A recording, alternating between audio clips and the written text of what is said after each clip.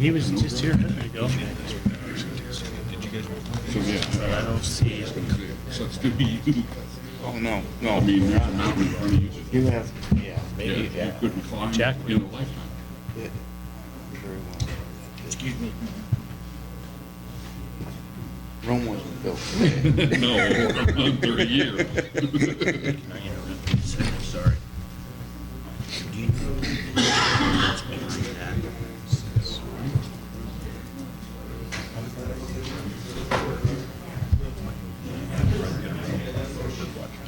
How are you? Good, you? Except for a little back pain, I'm doing all right. Don't know anything.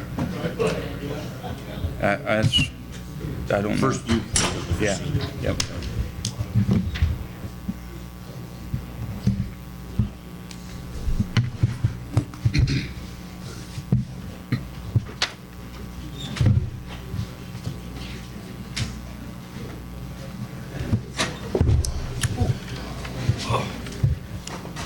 Somebody's like that. They're game.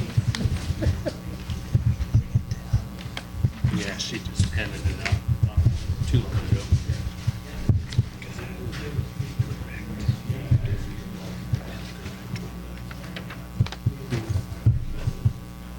This is based on calculus.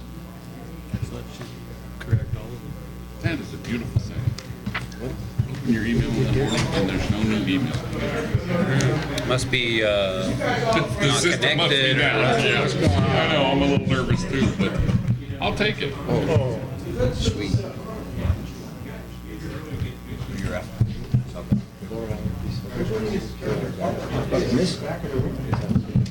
I'm not gonna tell you that. We'll show you intimidation. You got a lot. You have to guess. I said, we'll show you Yes, intimidation. but mine was getting. I should have worn my Wolfpack blue. I'm not part of Wolfpack. No, you just not, you realize you want to do Famous degrees here in Southern Nevada. She's learned good. Yeah. Are you getting ring fast because of your UNL? We already taught her to ignore you. And I know. Well, you know, I have the green circle, so I just wear white. I was gonna say you were maroon. I was in I wear front of white to the and game. then I saw him. Might have a blue pack. Yeah, I know. Everyone from my door says that. They're like, but you really are He blue. recognized me in the chat. Like- He goes, oh yeah, and by the way, third guy's you're the guys only haven't played over here, I in my guarantee courtroom will that needed a microphone less than I do. Really good. Well, you're a long way away. I thought I had to project. There's only so much you can do there. Kids can play hard.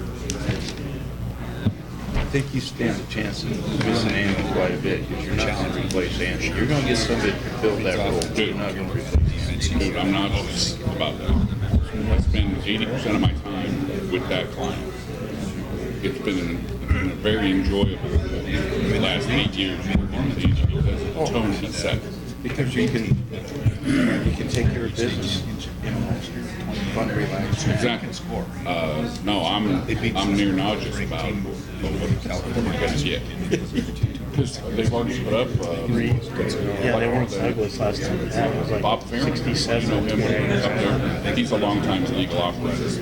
But the way the high school He sent an email scoreboard works, you got the big questions. Wow, it's nice and stuff. So you go to the I'll make Well, if I start hearing this, I'll be on my own. You want to talk about somebody who I can't work with. Well, that's. You can check the Marino beat Reed last year. The only reason I didn't file charges is it wasn't on the tape. I got done explaining. We good? something, and I looked at the tape. We good on our video? Like it is here, where it's too far away, and you couldn't pick it up. All right, before we get started, could I get a quick mic check in Reno? Could you guys just flip on your mic and make sure we've got you on? Okay. Yep, I can. How many members of the public do we have? Okay, great, thank you. How about Elko, if we could get a quick mic check from Elko? We don't have anybody. Okay, will you please let me know if someone arrives in Elko? All right. Thank you all. All right, with that, we'll go ahead and call to order the meeting of the Nevada Board of Wildlife Commissioners on Saturday, September 26th. We're here in Las Vegas. Commissioner Hubbs, could you please lead us in the pledge this morning? Certainly. I pledge allegiance to the flag of the United States of America and to the republic for which it stands, one nation, under God, indivisible, with liberty and justice for all. Suzanne, could you please call the roll for us? Chairman Drew. Here. Vice Chairman Wallace. Here. Commissioner Bliss. Here. Commissioner Hubbs. Here. Commissioner Johnston. Here. Commissioner Lynch. Here. Commissioner Mora. Here. Commissioner Valentine. Here. And Commissioner Young. Commissioner Young will be excused absence today. County advisory boards, if you could please stand, and give us your name and which county you're representing. Paul Dixon Park, Smith Bunch, Mineral. Bill Young, Carson. Joe Green, Virgin. Eric Clifford, Churchill. Miles Humphries, Washington. Okay, thank you all for coming. With that, we'll close agenda item number 12. Move to agenda item 13, approval of the agenda for possible action. The commission will review the agenda and may take action to approve the agenda. The commission may remove items from the agenda, continue items for consideration, or take items out of order. Are there any commission comments or statements, questions on the approval of the agenda? Hearing none, is there any public comment or cab comment in Las Vegas? Okay, how about Reno?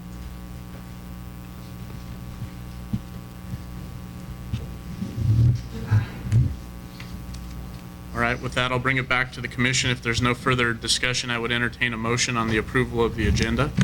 Mr. Chairman, I move to approve the agenda as presented. Second. I have a motion by Commissioner Johnston, seconded by Commissioner Wallace to approve the agenda as presented. Are there any questions on the motion or discussion? Hearing none, all those in favor, please signify by saying aye. Aye. All opposed? Motion carries 8-0 with Young absent.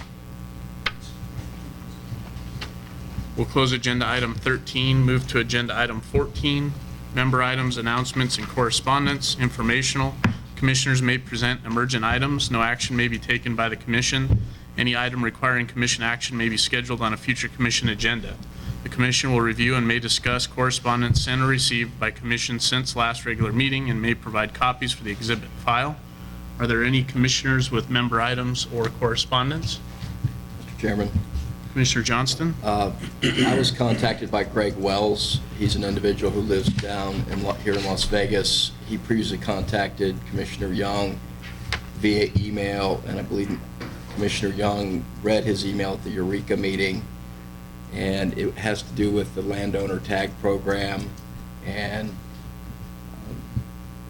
some stated dissatisfaction with respect to how that program is operating, out-of-state guides and professional hunters buying the landowner tags. I had a telephone call with Mr. Wells when he contacted me, and the message was effectively the same as to what had previously been communicated at the Eureka meeting by Commissioner Young. I just wanted to relay that I had had that conversation with Mr. Wells, and I guess it goes back to some of the landowner tag issues that are before the TAC committee, and whether those go forward in the TAC committee or elsewhere, it would probably be along the same lines as to some of those issues. Okay, thank you. Additional commission items or correspondence? Director Wasley? Thank you, Mr. Chairman. I don't have any formal correspondence, but I did want to put something on the commission's radar. We've had some informal discussions with Arizona Game and Fish regarding their potential request for some sheep. We anticipate the next time that we have a meeting in Las Vegas, which is February, either late January, early February, that they may attend and make that request. Certainly a letter would precede their attendance and that request, but I did want to put that on your radar so you were aware of that. Also, excuse me, I wanted to recognize and acknowledge that today is National Hunting and Fishing Day. The governor signed a proclamation stating that today would also be National Hunting and Fishing Day in Nevada, and we have several youth hunts occurring today. So I didn't want today to pass without recognizing both the national and state efforts in that regard. That's all I have, Mr. Chairman. Thank you. Okay. Last call on commission items or correspondence. All right, hearing none, we'll close agenda item number 14. We'll move to agenda item 15, county advisory boards to manage wildlife member items. This is informational. CAB members may present emergent items. No action may be taken by the commission. Any item requiring commission action will be scheduled on a future commission agenda. County advisory boards, any items today? Everyone's quiet today. Okay. We'll close agenda item number 15 and we'll go to agenda item number 16, Nevada Department of Wildlife project updates. Secretary Wasley, this will be informational. The commission may choose to have project updates from miscellaneous projects. Tony, I think I'll have you introduce this, and then I think we've got a PowerPoint we'll get over after you've introduced it. We'll switch sides of the table. Thank you, Mr. Chairman. As most commissioners know, we've had this item as a reoccurring agenda item, wildlife project updates. And the intent here, that our desire is to share with the commission and CABs and general audience some of the projects that are ongoing around the state. So as the commission meeting moves around the state, we like to take advantage of some of our local expertise and share some of their activities. Today, we're joined by Joe Barnes, who's the Southern Region supervising diversity biologist. Joe has a wealth of experience. His primary area of expertise is with raptors. We were really lucky to be able to hire someone of his caliber and his expertise in our agency. Sometimes it's tough with comparable salaries in government and industry. So we feel really fortunate to have him on staff. He's been working with raptors, certainly adding to our capacity to deal with raptors around the state, but a lot of his efforts have been local to the southern part of the state and central Nevada as well. Joe has a PowerPoint today sharing some of the status of the peregrine falcon, not only in terms of biologically where that species is, but some of the politics and as it relates to the Endangered Species Act. With that, I'd like to turn it over to Joe. He does have a PowerPoint, so it would probably be good for the commission to take up the front row there.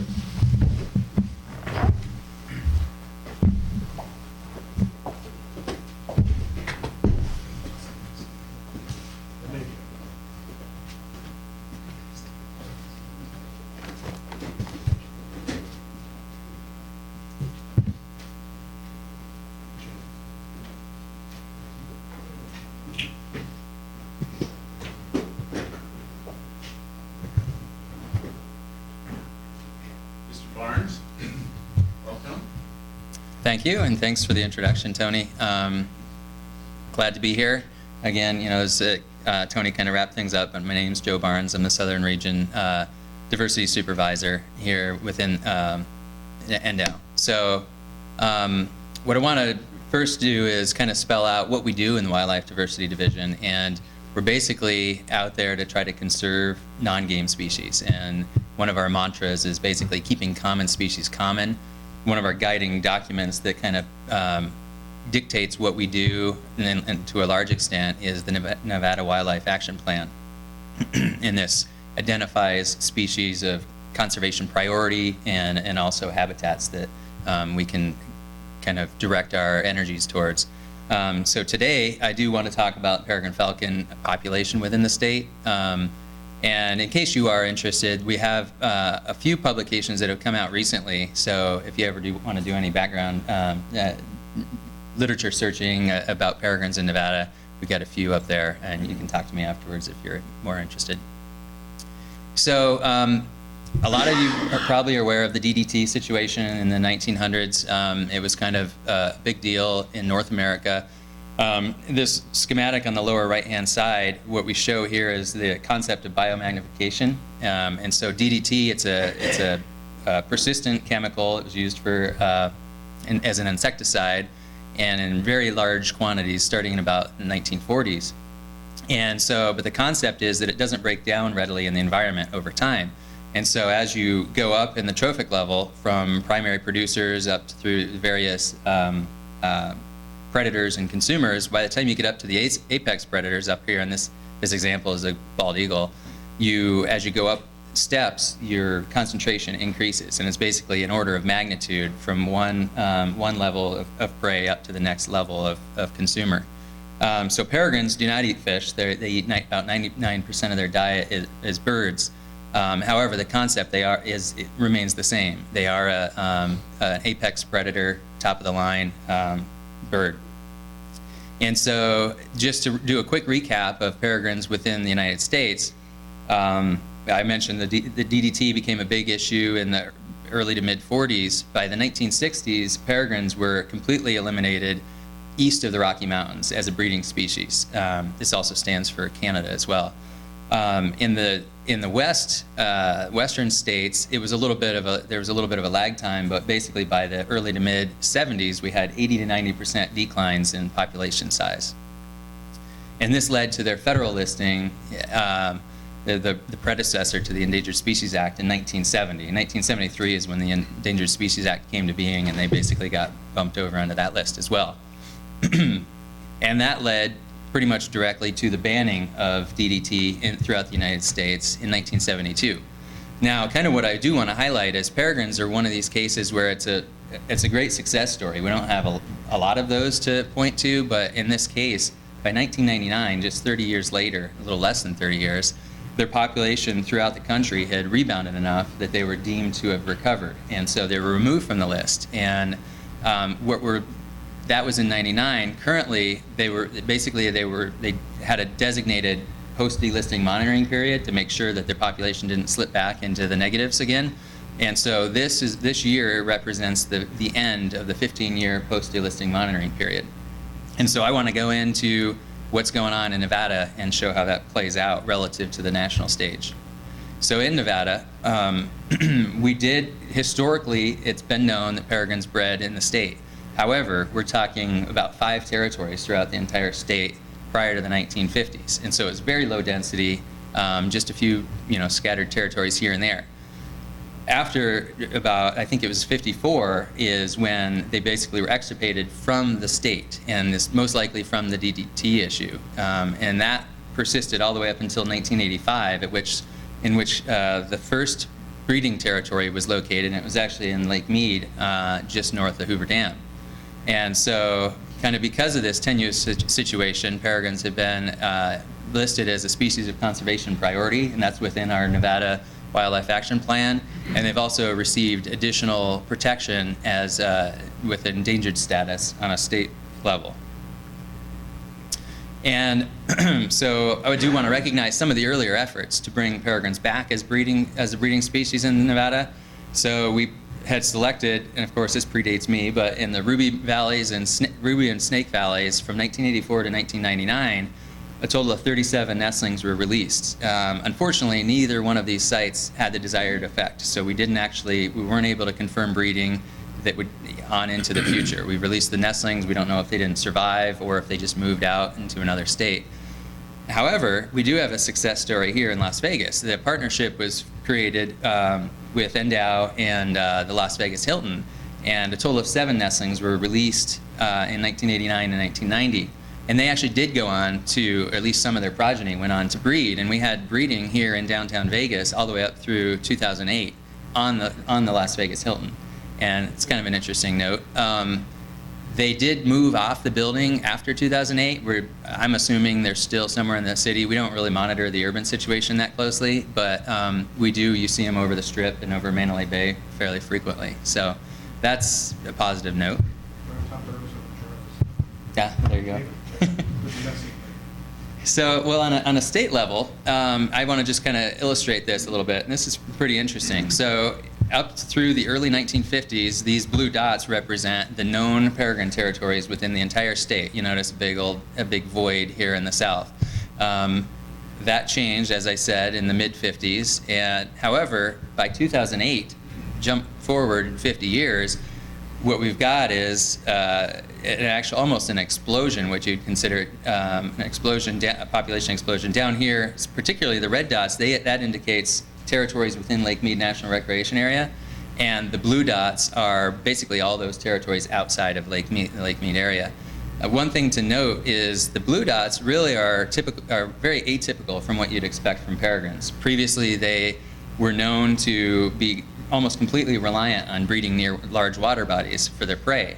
And so a lot of you might be familiar with some of these arid mountain ranges, but they're quite far from water in most cases. We'll go into some more of those details, but it's up until the species started recovering, we had no idea that they would live out in these types of areas. And so now, as of this year, 2015, this is what we see. So we picked up a few more territories within Lake Mead, but just notice the explosion in southern Nevada, and now we're starting to fill in farther north within the state. And I do want to point out, in 1999, which is again when they were delisted on a federal level, we had 12 known territories within Nevada. Currently, we're up to 81. So it really is, it's one of those cases where they're thriving here, seemingly, although I'll go into some more details about that here shortly. Because I mentioned that atypical situation, so from 2008 to 2010, what we wanted to do is find out if in these kind of other breeding territories, if they were doing as well as what you'd expect up against the water, shorelines. And you see that kind of in these images here. As you can imagine, they do hunt other birds, and so water tends to concentrate avian life, and so you get much greater densities and numbers of potential prey as compared to open desert.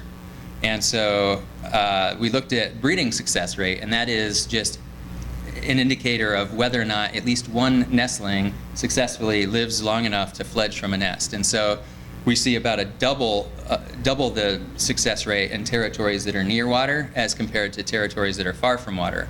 And the designation I use there is that whether or not the nest is within 1 kilometer of the shoreline. And so if you look a little bit closer, the actual young, and that's the number of young that survive and fledge the nest, they're also a little over double of what you find in territories near water as compared to far from water.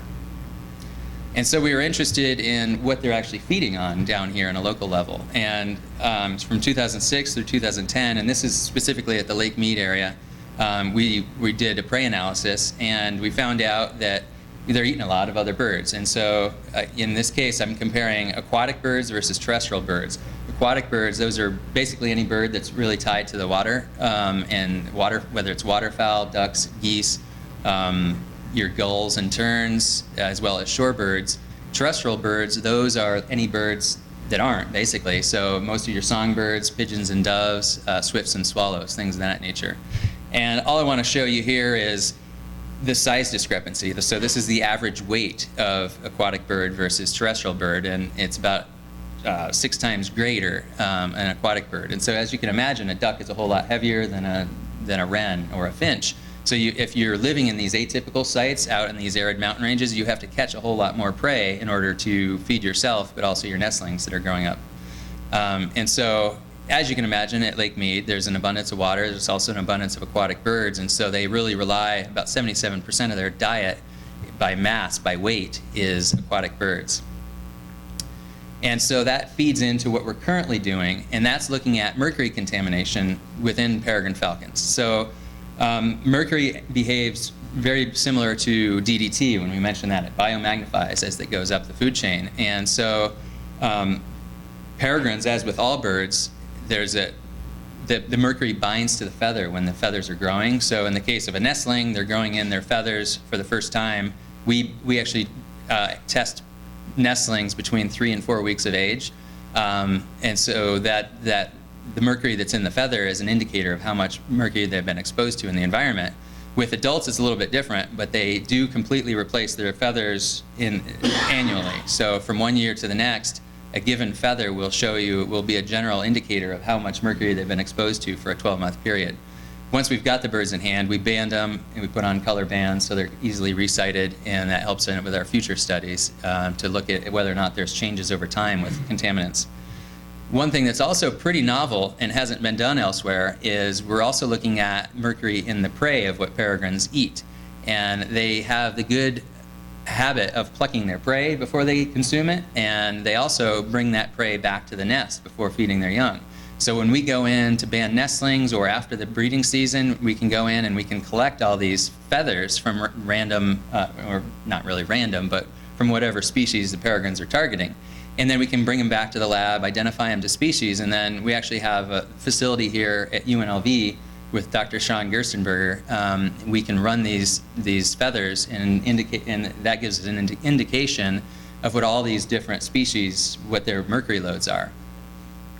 So what we found is that within the Lake Mead area, these are kind of the normal sites for breeding, we find mercury level of about 17 parts per million in adults. As you'd imagine, that's a bit more than the brood, and that's actually a stand-in for nestlings. And so it's about 2-3 times greater in adults than it is nestlings. And that's to be expected. Compare that with those sites, the atypical sites that are out in the dry ranges in southern Nevada, and it's much lower. So the adults, you're down less than 3 parts per million. For nestlings, it's less than 1 part per million. And so although breeding is less successful out there, it's most likely a factor of not finding enough food, but the food that they do find is much less contaminated. And it's just to kind of spell out this whole distance to water thing. The median distance of water of the nests that we tested in the Lake Mead area is about 1/10 of a kilometer from the shoreline. So they're right up on these shoreline cliffs.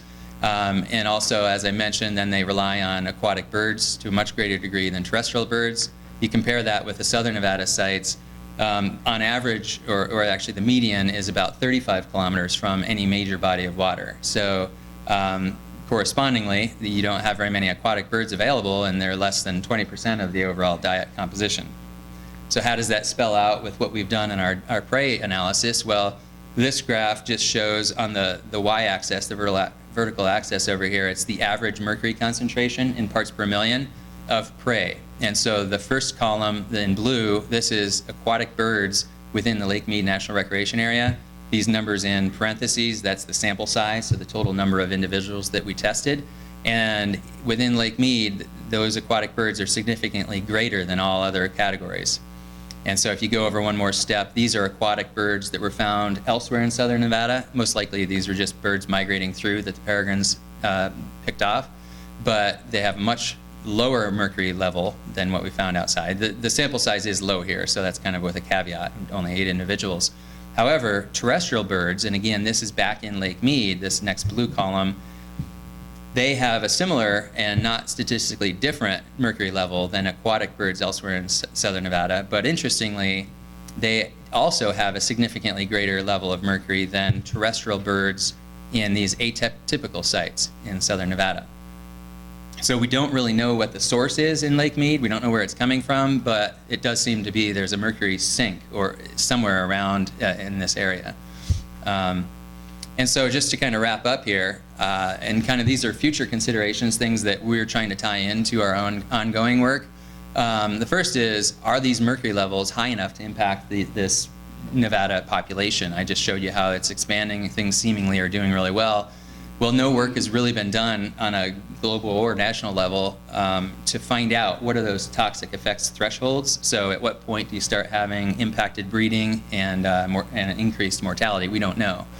And that's what we're trying to find out.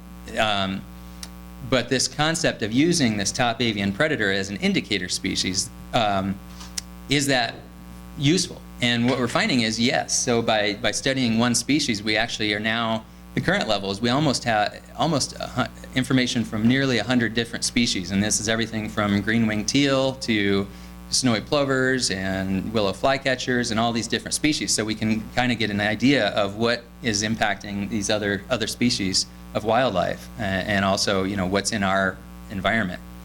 And are there human health impacts? Well, potentially, because you've all probably heard of advisories that are posted here and there on certain water bodies about eating fish consumption, and mercury. Remember, it's not a good contaminant. It impacts basically all living organisms, including humans. It causes neurological problems and all that, but it also impacts wildlife as well. So when you think in terms of sportsmen going out and collecting waterfowl and then bringing it back and eating it, well, this potentially can have an impact, and this type of study will shed light on that. And again, just to touch on the source, we don't know where the mercury is coming from at this point. A lot of times it's been tied to heavy industrialization. There's not a lot of that here compared to other places in the country. It's also been tied to historic gold and silver mining, and we do have a bit of that, so that might be a clue of what's going on, but we don't really know at this time.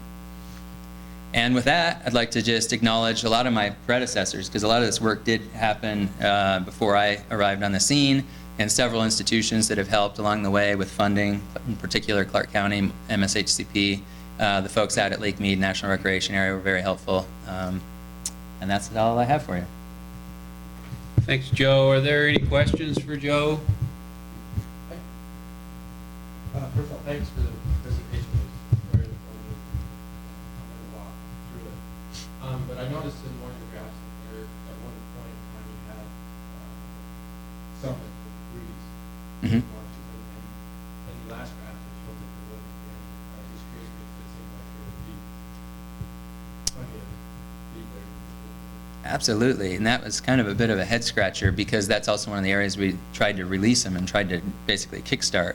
But for whatever reason, they haven't recolonized the area. In some cases, it's because there might be another competitor species, whether it's golden eagles or great horned owls. There aren't very many species that'll be predate or target a peregrine, but those two species are a couple of them. And so if there's already eagles living there or great horned owls, it might be one of those situations that peregrines can't get a toehold there. But it is interesting. You've got a lot of waterfowl that come through there and all that. So, yeah.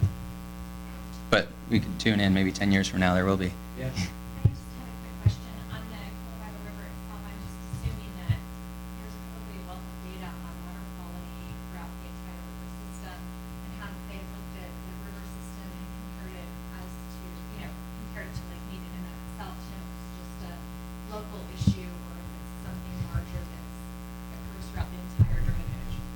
At least upstream, it does. I'm aware of a couple different studies. One up on the Colorado Plateau, coming in like the Canyonlands area in Utah, and they do have pretty high mercury levels. So basically, and it's a background level.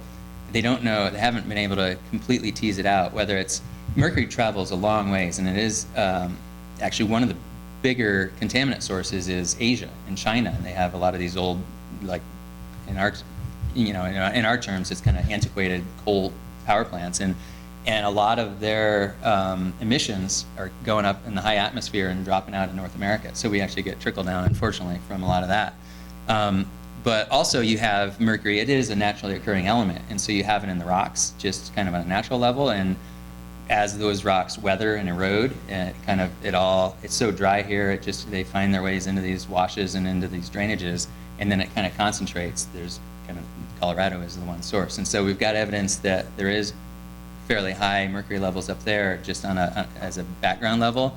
There's also been studies recently. Actually, one just came out this year, looking in the Grand Canyon, and they found a pretty good amount of mercury above like thresholds for human consumption in almost every fish species they looked at. They haven't been looked at as closely at Lake Mead, different. But there has been some indication that fish in Lake Mead also are a little bit impacted. So it's not just particular to us in Southern Nevada. In some regards, we're just potentially a recipient of mercury from elsewhere. Thanks, Joe. Joe's on his way to the airport right now. He's actually on annual leave next week. Just for the benefit of commission and the cabs, can you describe what you're doing on annual leave, what your idea of a vacation is? Well, yeah, it's vacation, but so I'm going out to South Padre Island in southern Texas, and that's I've been doing this for 5 years now. It's one of the biggest migration points for peregrines on a global level. And so we're going out there and we're trapping, and we're actually using the same approach that I've done here, and